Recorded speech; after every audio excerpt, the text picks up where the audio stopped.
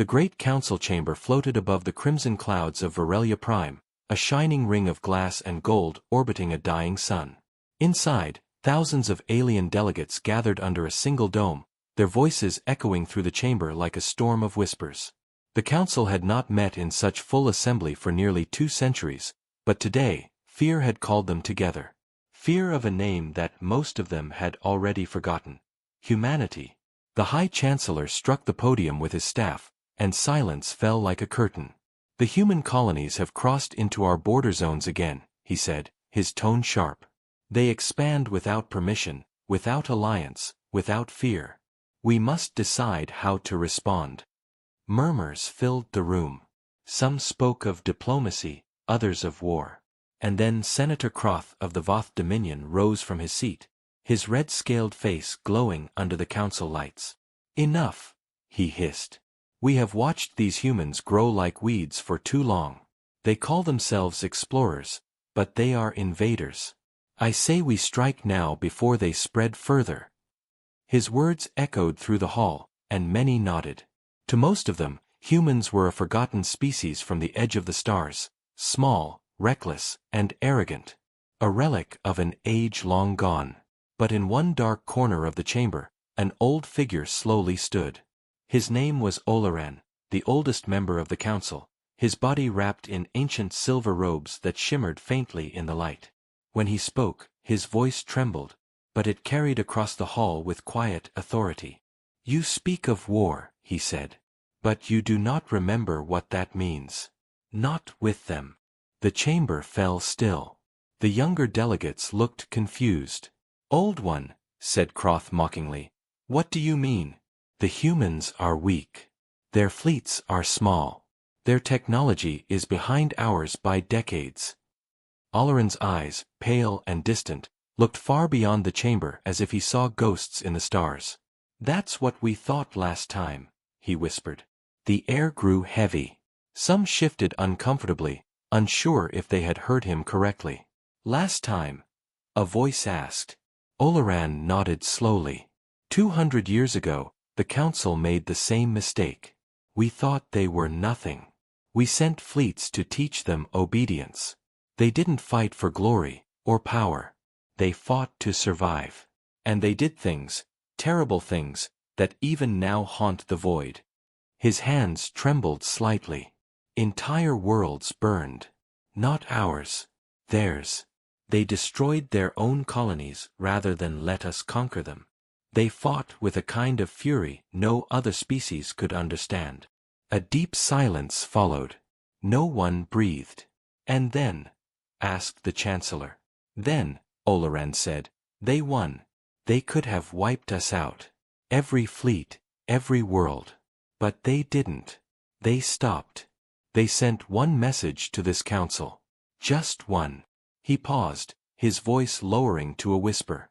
They said, mercy is our choice. Then they disappeared. No trade. No contact. No war. Just silence. The room remained frozen. Many of the younger delegates exchanged uncertain glances. It sounded like a myth, an old soldier's tale. You expect us to believe such a story? Croth barked. There is no record of this so-called war. No proof. Oleran gave a sad smile. There is no record because they erased it. They gave us peace, and they made us forget why. For a moment, even Croth said nothing. Then he slammed his claws on the table. Enough of your ghost stories, old one. The humans are back, and we will not be ruled by fear of ancient myths. I call for war. His words ignited the chamber again. Voices rose in agreement, filling the hall like thunder. The Chancellor's staff struck the floor, calling for the vote. One by one, the lights above each delegate turned green. The motion passed. The council had chosen war. Oleran bowed his head, his old eyes glistening. Then you have doomed us all, he murmured, but no one heard him over the cheers. Far away, on a quiet human station orbiting Neptune, an alert flashed across the command board. Admiral Rhodes stood before the large holoscreen, hands behind his back, reading the council's declaration. Around him, The officers waited for his reaction, tense and silent. Rhodes read the message once, then twice, and finally smiled, a small, knowing smile. "So," he said softly, "they remember us after all." One young officer asked, "Sir, what are your orders?" Rhodes turned toward the stars outside the viewport, his expression unreadable. "Send them a reply," he said. The officer nodded and began typing. "What message should I send, Admiral?" Rhodes looked at him and said only 2 words, "Message, acknowledged." The message was transmitted through the void, across light years, to the heart of the Galactic Council. When it arrived, no threat was included, no demands, no anger. Just that one word. Yet when the Council received it, the room grew cold. Because in that single word, every old fear seemed to awaken again, every whisper of the forgotten war, every warning that mercy had been their only shield. And far beyond the edges of known space, somewhere deep in the dark, something ancient began to stir. The stars over Mars burned a quiet red as Admiral Rhodes stood in the observation deck of the Terran Command Station. The message from the Galactic Council had already spread through every human colony. It was simple. The Council had declared war. But there was no panic. No chaos. Humanity had changed in the centuries since its last great conflict. The Earth that once screamed and burned in endless wars was now silent, calm, and watchful. Humans had learned patience, the kind of patience that frightened even the stars. Rhodes turned from the window and faced his officers. "Status of the outer fleets?" he asked calmly. "All standing by, sir," replied Commander Hale, a tall woman with sharp eyes. "Defense protocols active, colonies fortified. But no one's sure what to expect." Rhodes gave a small nod. "That's the point," he said. "Let them make the first move. We don't start wars anymore." Hale hesitated. "Sir, if the Council attacks, then we remind them why they shouldn't," he interrupted quietly. His tone carried no anger, only a strange certainty. Around the room, young officers exchanged confused glances. Some were born after humanity's age of war, they had never seen real combat. The silence that followed felt heavier than any weapon. Far beyond Mars, deep space listening posts picked up alien signals. Fleets were gathering, vast, coordinated armadas from dozens of species. The Galactic Council was serious. Yet on every human world, life continued almost as usual. Children went to school, miners worked in the asteroid belts, farmers tended crops under the silver domes of Mars.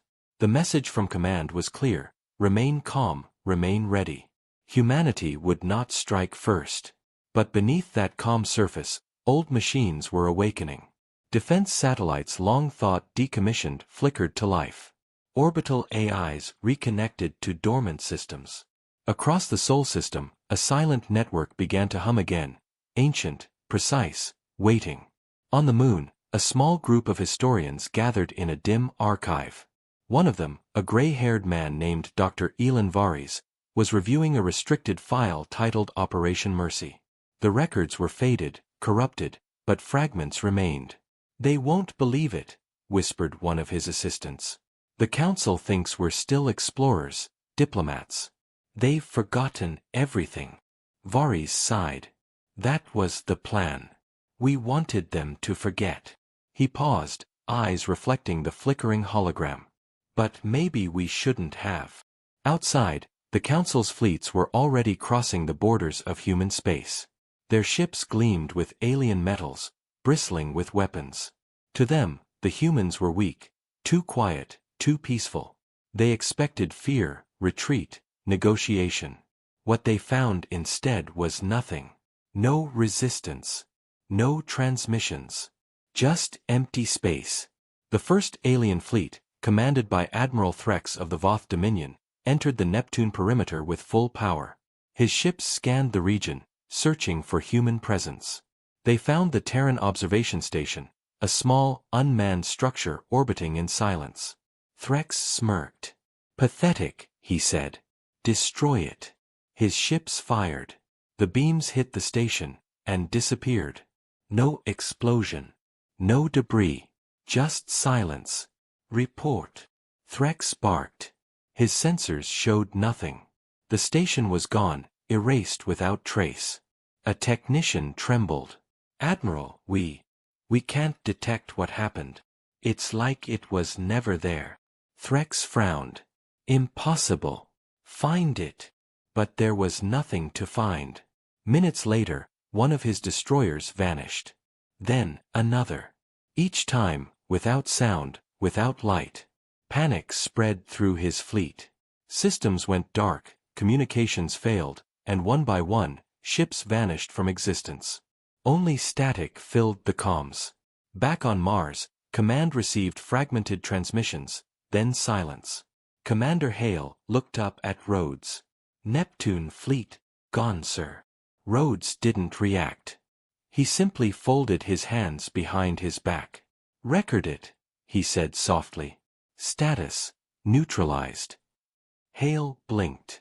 Neutralized, sir? We didn't fire a shot. We didn't need to, Rhodes replied.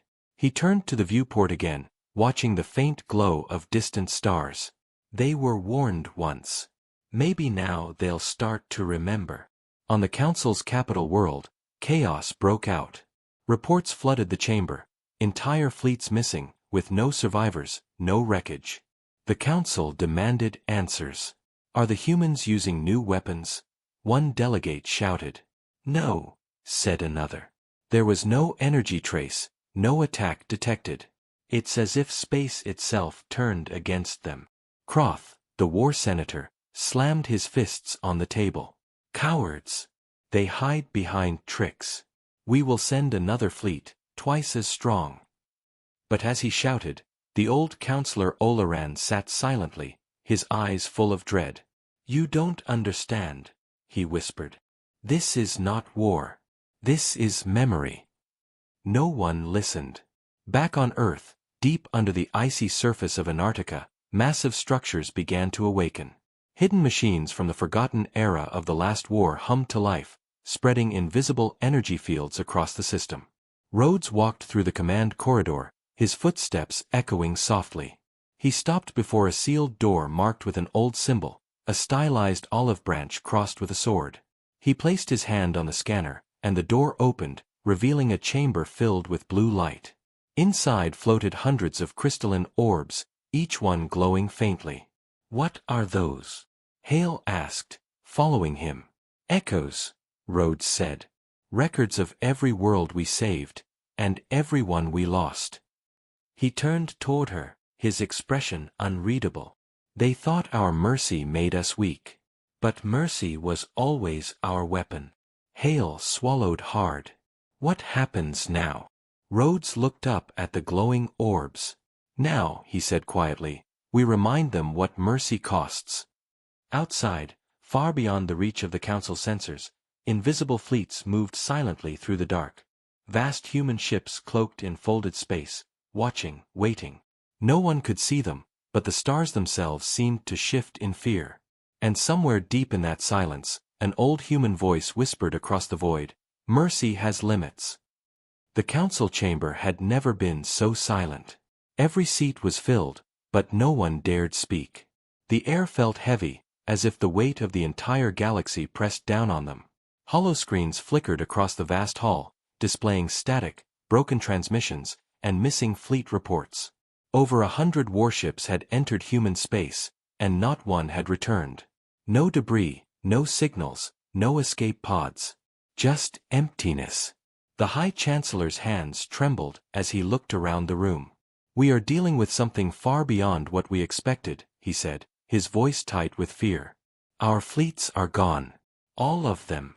Croth, the Voth senator, slammed his claws on the table. Impossible.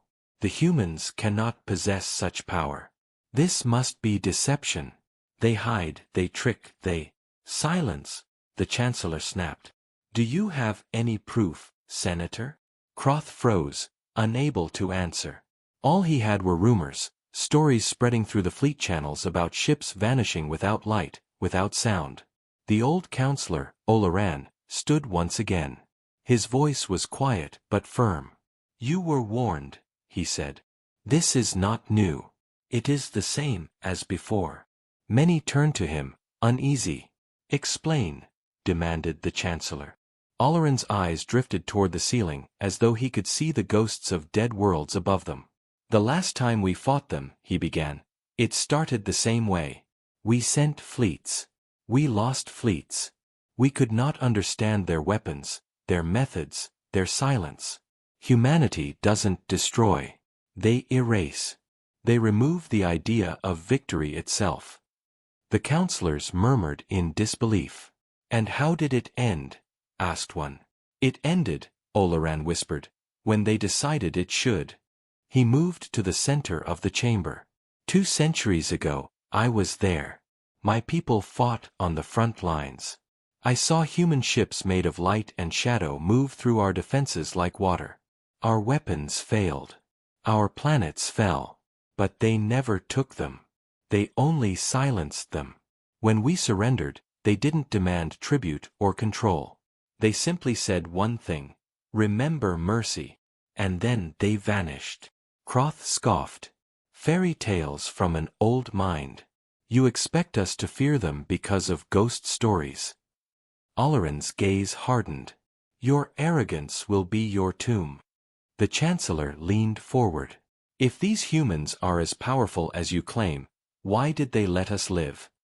Oleron's voice softened. Because they believed mercy could change us. They gave us peace when we deserved extinction. The room grew cold. The idea that humanity had once ruled the stars in silence, then vanished out of pity, unsettled even the bravest. Before anyone could reply, a communication officer burst into the chamber, pale and shaking. Chancellor, we've received a signal from human space. The chamber erupted in noise. Put it through, the Chancellor ordered. A single symbol appeared in the air, a white circle with a black line through it. Then a voice followed, calm and steady, speaking in perfect galactic common. This is Earth Command. We acknowledge your actions. We will respond accordingly. The voice paused, then added, mercy has limits. The signal cut. No coordinates. No name. Just silence. The council broke into panic. Some demanded to prepare defenses. Others screamed for negotiations. We must send envoys, shouted one. No, yelled another. We must build more fleets. But Croth's voice roared above them all. We will not bow to human threats. I will lead the next fleet myself. The Chancellor stared at him. You would lead them into nothingness? Into victory, Croth snarled. They cannot erase us all. Oleron closed his eyes and whispered, you still do not understand. They don't need to. Across the galaxy, new fleets were assembled. Thousands of ships from different species united under the Council banner, forming the largest armada ever built. They called it the Dawn Coalition, believing sheer numbers would crush whatever human trickery existed. As the fleet departed, a strange silence fell over the stars. Days passed. Then weeks. No word returned. At first, the Council believed the communication lines had failed. Then, one morning, all their star charts changed. Entire sectors of space were gone, deleted from every database, every map, every memory. Systems that had existed for centuries were erased as if they had never been there. Panic spread like fire. Scientists searched for answers, but the more they studied, the more terrified they became. This isn't destruction, one researcher whispered. It's rewriting. On a hidden human station near Saturn, Admiral Rhodes watched the Council's confusion unfold through intercepted transmissions. Commander Hale stood beside him. They're terrified, sir. They've lost hundreds of ships and half their star charts. What did we do to them? Rhodes didn't look away from the screen. We reminded them, he said softly. We made them remember the war they erased. Hale hesitated. Sir, what if they still don't understand? Rhodes smiled faintly. Then we'll have to show them why mercy was their only shield. Back on the Council world, the Chancellor called an emergency meeting. Only a handful of delegates remained. "We are facing extinction," he said quietly. "We cannot fight what we cannot see. We must speak to them." "And what will you say?" Olaran asked. "That we were wrong?" The Chancellor nodded. "If it means survival, yes." Olaran sighed. "Then you must hope they still care." Outside, the stars began to flicker. Strange energy ripples moved through space, soft, soundless, like a heartbeat in the void. The humans were coming, but not with fleets, not with weapons. They came with silence, and in that silence, every world that once mocked their mercy began to tremble. Because the Council was finally remembering what it had chosen to forget. The day humanity spared them was not a victory. It was a warning. The search for Earth had begun. The Council, desperate and afraid, deployed hundreds of reconnaissance ships across the galaxy. They combed every sector, scanning ancient records, forgotten star systems, and the dark corners of space where no light dared linger. Yet every trail ended the same way, empty, silent, erased. The humans had vanished from every known map centuries ago, and now it seemed as though the universe itself conspired to hide them. Still, the Council persisted. Senator Croth, furious after the failure of the Second Fleet, ordered his personal agents to find humanity's homeworld. "Find me Earth," he snarled, his claws digging into the metal floor of the command deck. "If I must burn the galaxy to ashes to see it, I will." His ships began their hunt. They probed forgotten systems, shattered moons, derelict space stations, each one a relic of human expansion. On a dying planet near the edge of known space, one of Croth's scouts discovered something strange. Beneath the surface of a long-abandoned colony lay a vast underground structure, pulsing faintly with blue light. As the alien team descended, their scanners went haywire. Time and gravity distorted, their instruments flickered, and whispers filled their helmets. "Do you hear that?" one asked, his voice shaking. "It's like voices."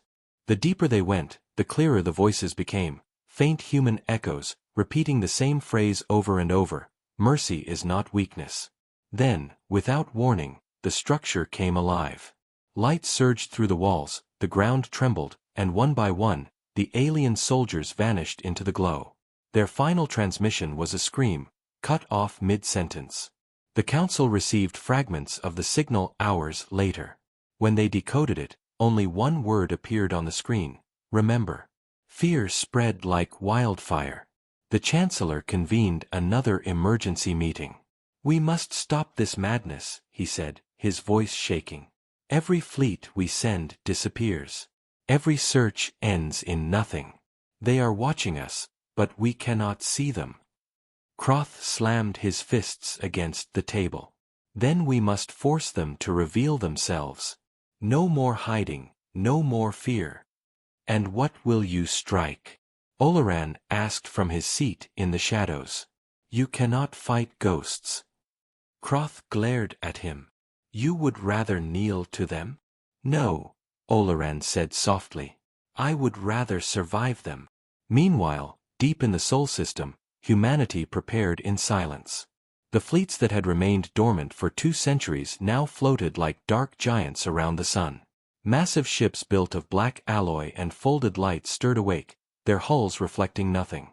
On Earth itself, hidden beneath the crust, the central core activated, a vast AI consciousness that had once guided humanity through its darkest age. Its voice, calm and emotionless, filled every command center. Council aggression confirmed. Defense matrix online. Awaiting directive. Admiral Rhodes stood before the Corps' main console. His reflection shone faintly on the glass surface as he said, "We will not attack. We will reveal." Commander Hale frowned. "Reveal, sir." Rhodes turned to her. "They think they can find Earth. Let them. It's time they remember what they feared." Across the void, a single pulse of light left the solar system. It was faint, deliberate, and coded with coordinates that led nowhere, or so it seemed. The Council intercepted it within hours. "They're sending us a message," the Chancellor said, studying the signal. "Coordinates. It must be a trap." Croth bared his teeth. Then we walk into it and end this. Against Oleron's pleas, the Council authorized a small task force to follow the coordinates. The fleet jumped through hyperspace and emerged into a region that should not have existed. The stars were wrong, shifted, misplaced, forming constellations that no record showed. Even the laws of physics seemed twisted. "What is this place?" one captain whispered. "It's like space is folded." Ahead, a massive structure hung in the dark. It wasn't a planet, nor a station, but something far greater, a ring of light surrounding a sphere of absolute blackness. As the fleet approached, their scanners detected billions of energy signatures inside. Then, a voice filled their ships. "Come, human. You wanted to find us," it said. "Welcome back." The fleet froze. "Identify yourself." Croth's captain shouted. "This is Admiral Threx of the—" The voice interrupted. "We know who you are. You should not have come here." The black sphere began to shift, and for a moment, the void rippled like water. Then they saw it, countless human ships, emerging from the shadows. Silent, sleek, and immense, they surrounded the Council fleet like a tide of ghosts. No weapons fired. No words followed. One by one, the Council ships powered down automatically, their systems overridden. Panic erupted on the bridges. "We've lost control. Our engines are dead. Shields offline." Then, a final message came across all frequencies. "You came searching for Earth," the human voice said. "But Earth no longer exists where you remember it. We moved beyond your reach to protect you from yourselves." The alien commanders were speechless. "What do you want from us?" one pleaded. The voice paused. "Nothing," it said. "We only want you to remember why we left." Then the stars blinked, and the entire region collapsed into darkness. The Council fleet reappeared days later, drifting near their homeworld, every ship intact, but the crews were different. They stared blankly, unable to recall what had happened. Their logs were blank, their memories fractured. Only one phrase remained on every console, burned into the screens. "We are still watching." When the report reached the Council, Oleron bowed his head. "They've shown mercy again," he whispered. "But for how much longer?" And in the depths of the void, Admiral Rhodes looked out at the stars. "They still don't understand," he murmured. "Mercy is not endless." The skies over Earth were quiet, too quiet for what was coming. Beneath the surface of the planet, deep inside the ancient vaults of the Sol Defense Network, a low hum filled the silence. The world was awakening from its long sleep. One by one, colossal machines that had not moved for centuries stirred back to life. Shields flickered on across the solar system, and in orbit, the hidden fleets of humanity slowly emerged from the shadows. Massive vessels, dark and smooth as obsidian, rose from the void like giants returning to a battlefield they never wanted to see again. They were not built for war, they were built for remembrance. In the command chamber of the Terran core station, Admiral Rhodes stood before a massive holographic display showing the Council's world spread across the stars. Commander Hale entered quietly, her face pale. "Sir, the Council is mobilizing again. They're building another fleet, bigger than before." Rhodes didn't look away from the display. "How long before they reach our border?" 2 weeks, maybe less." Rhodes nodded, his voice calm. "Then it's time." He turned toward the communication console and pressed his palm against it. A soft tone echoed through the station. "All Terran commands," his voice carried across every ship, every colony, every human outpost. "This is Admiral Rhodes. The Council has chosen war again. But we will not destroy them. We will remind them." The humans did not cheer or shout. There was no hatred in their voices, no vengeance in their hearts. Only quiet resolve. The kind that comes from those who have seen too much of death to ever crave it again. As the message spread, the fleets began to move, millions of tons of silent steel drifting into formation around the sun. From Earth's orbit, the sight was both terrifying and beautiful. Black ships forming patterns like constellations, each one glowing faintly with the same mark, the circle and the line. The symbol of mercy. On the Council's capital world, panic returned. Every telescope, every sensor, picked up strange readings from human space. Vast energy fields formed near the edges of the Sol system, spreading faster than light, wrapping around the planets like invisible waves. "They're powering weapons," shouted one of the Council technicians. The Chancellor stood frozen, staring at the display. "No," whispered Oleran, who stood beside him. "They're powering memories." But Croth wasn't listening. He slammed his claws against the table. "We cannot wait for them to strike first. We must end this now." He turned to his fleet commander. "Prepare the assault." The Chancellor protested. "You'll doom us all." Croth sneered. "If we are to die, we will die fighting." The Third Fleet launched, greater than any before. Thousands of ships from across the galaxy formed an armada that could darken entire star systems. They crossed into human territory with every weapon ready, every engine burning bright. But the moment they entered Sol space, their sensors failed. Stars blinked out. Gravity bent. Time itself seemed to twist around them. Then they saw it, Earth. Whole, shining, and surrounded by an endless wall of ships. Human ships. Croth's voice shook with fury. "Open fire." The order was given, but nothing happened. Their weapons refused to respond. Their targeting systems went dead. It was as if space itself had turned against them. And then a voice filled their minds, not through radio or communication channels, but directly, deep within. The voice of Admiral Rhodes. "Come, human. We warned you," he said. "Mercy has limits." Across the Sol system, the human fleet activated. But there was no explosion, no sound of war. Instead, energy waves rippled outward, touching the alien ships one by one. Their engines froze, their power drained, their weapons disarmed. Ships hung motionless in the dark, unable to move, unable to fight.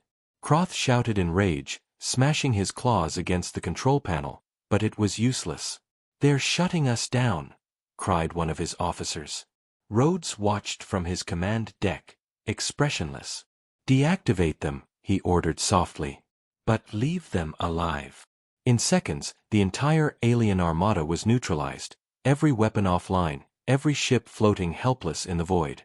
Not one shot fired, not one life lost. Commander Hale looked at the screen in disbelief. "It's over," she whispered. "We could finish them now." Rhodes shook his head. "No. That's not who we are. They must live to remember." He turned toward the communication hub. "Open a channel to the Council."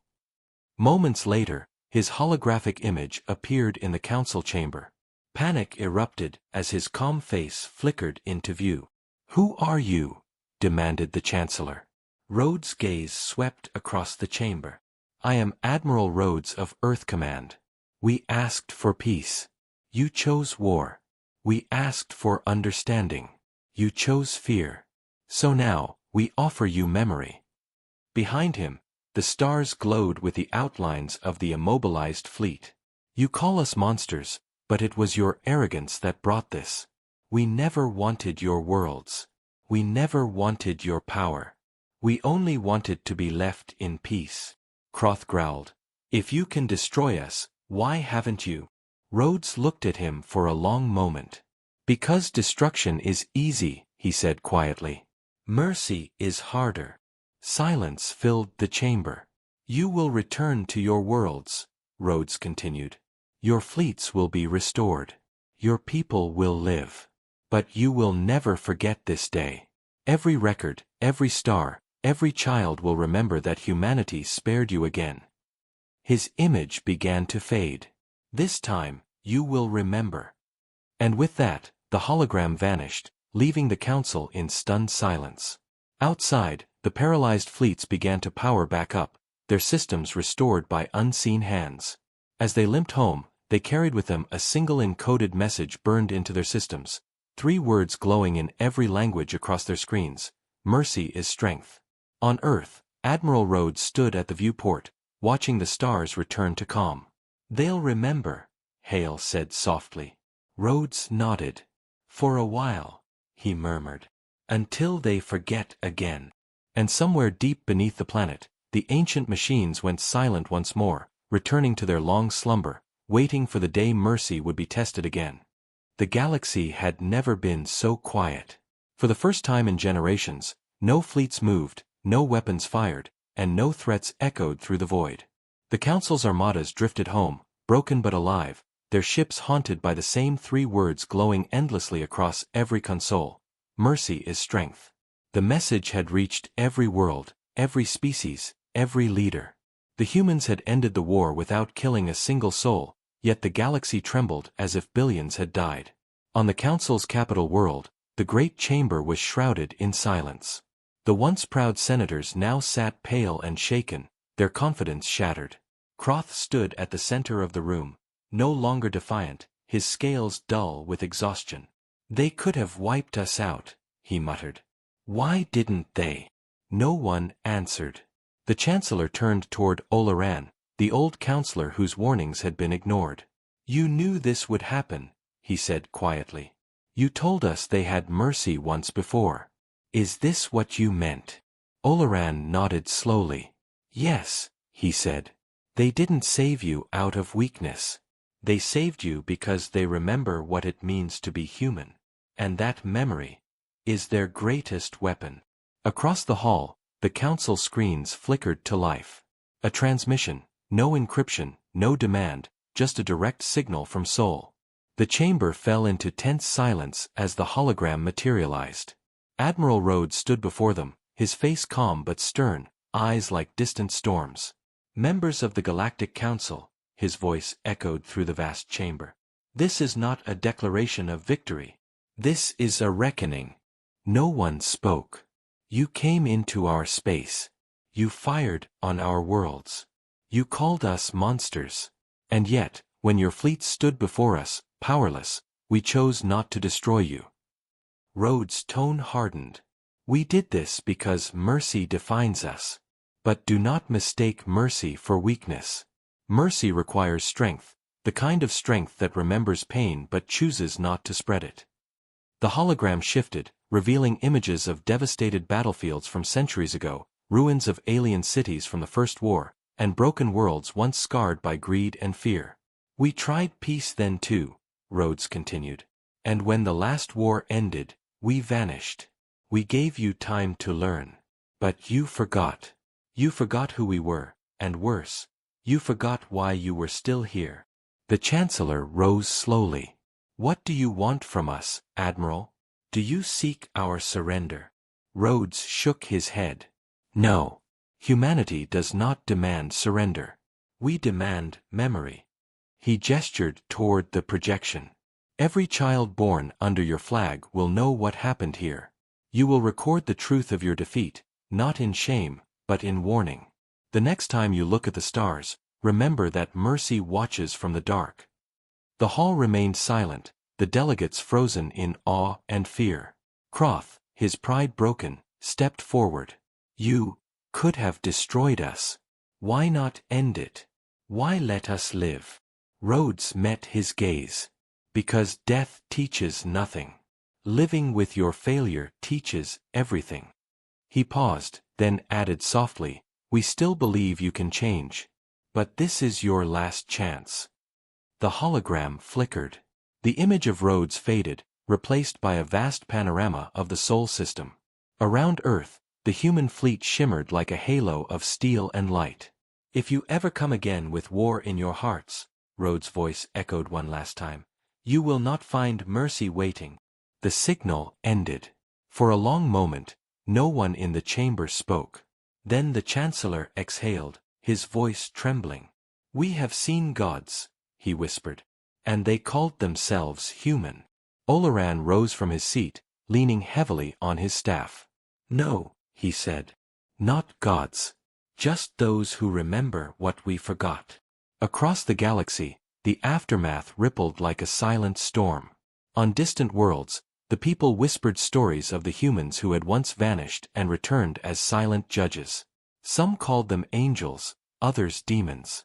A few began to build monuments, great spires of glass and light, engraved with the human words that had ended the war.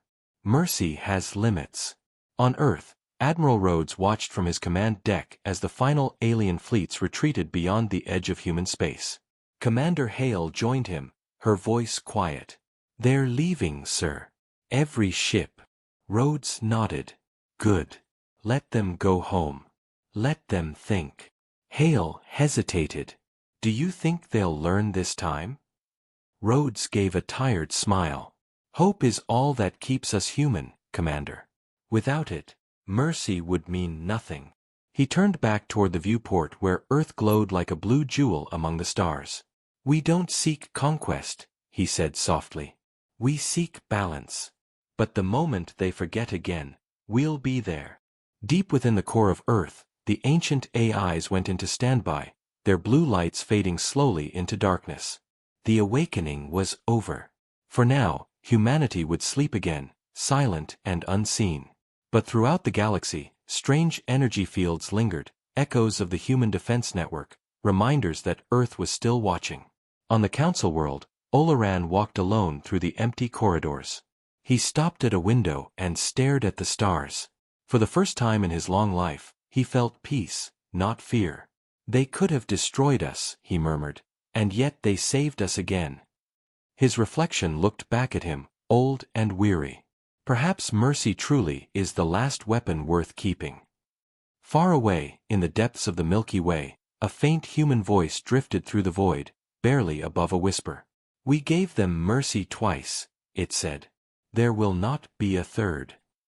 Years passed since the war that never truly happened. The Council rebuilt, their fleets restored, their cities repaired, and yet the shadow of humanity never left their skies.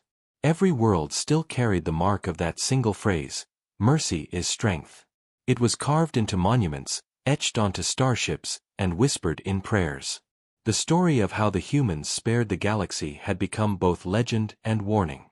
Children grew up hearing tales of the sleeping giants of Earth, who waited in silence, unseen but always watching. And though peace returned, it was not the peace of trust, it was the peace of fear. Deep within the archives of the Council, forbidden files remained locked, sealed by order of the Chancellor himself. Only a handful of people knew what those files contained, records of humanity's final transmission, the message that had followed their retreat into silence. The message had not been for the Council. It had been for whoever came next. On a distant moon, far from the Council's core worlds, a small research outpost picked up a faint signal, a human signal. The scientists were stunned. For centuries, Earth had gone dark, no transmissions, no ships, nothing. But now, the message had returned, traveling across light years. The lead researcher, a young woman named Alaris, activated the ancient communicator. Static filled the room, then a voice, calm, familiar, unmistakably human. "If you are hearing this," the voice said, "then you stand at the edge of another mistake." The scientists stared at the screen as the holographic figure of Admiral Rhodes appeared once more, older now, his face etched with time and sorrow. "We knew this day would come," he said. "Because memory fades, and arrogance returns. It always does." Ilaris whispered, "He recorded this centuries ago," Rhodes continued. "We watched you rebuild. We saw your fleets grow again. And though you promised peace, your borders began to move closer to ours once more. You believe we are gone. You believe we are sleeping. But humanity never sleeps. We remember." The message shifted, showing images of the galaxy. Council fleets expanding, colonies rising, weapons being built in secret. "You could have learned," Rhodes said softly. "You could have changed. But you chose pride again." Ilaris felt her heart race. "This can't be possible. This was all recorded long before," the voice continued, unwavering. "You forgot mercy once. You forgot it twice. There will not be a third." The hologram faded into static, leaving only silence. The scientists stood frozen. Then one of them spoke quietly. "We have to report this to the Council." But Ilaris hesitated. Something deep inside her told her that this was not a threat, It was a warning, a plea. If we tell them, she said slowly, they'll panic. They'll start preparing for war again. Her colleague shook his head. If we don't tell them, we'll be hiding the truth. Ilaris turned toward the stars, her reflection shimmering in the glass. Maybe that's what they wanted, she whispered. Maybe they wanted us to remember, not react. But the message could not stay hidden. Within weeks, the council learned of it. Panic spread once more. The old fears returned. Meetings were called, debates erupted, and soon, the whispers of war began again. The Chancellor slammed his hand against the table during one heated session. We cannot live forever under their shadow. Are we to fear ghosts? Olaran, now frail and near the end of his life, spoke with a quiet voice. They are not ghosts, he said. They are the mirror we refuse to look into. Every time we forget, they remind us. Every time we reach for war, they show us mercy. And that mercy shames us more than any weapon ever could. Kroth's successor, younger and even more ambitious, growled, Then let us prove we are not weak. Let us finish what they would not. The Chancellor's gaze hardened. You would risk the galaxy again? The younger warrior leaned forward. Better to die fighting than live in fear. The council chamber erupted in arguments. And across the stars, fleets began to move again, not toward Earth, but toward the edges of its silent border. As they approached, strange anomalies appeared, ghost signals, phantom readings, gravitational distortions. Ships vanished into the void without a trace. Others reported seeing vast shapes in the dark, machines larger than moons, drifting silently. One captain swore he saw a single human ship pass through his formation. It didn't attack. It only transmitted a single phrase, turn back. But pride runs deep. The fleets continued forward. Then, without warning, space itself shimmered. A massive energy pulse rippled through the sector. Every ship, every weapon, every system went offline in an instant. And in the dead silence that followed, the stars themselves seemed to whisper. Then came the voice, soft, calm, and human. We told you this would be the last time.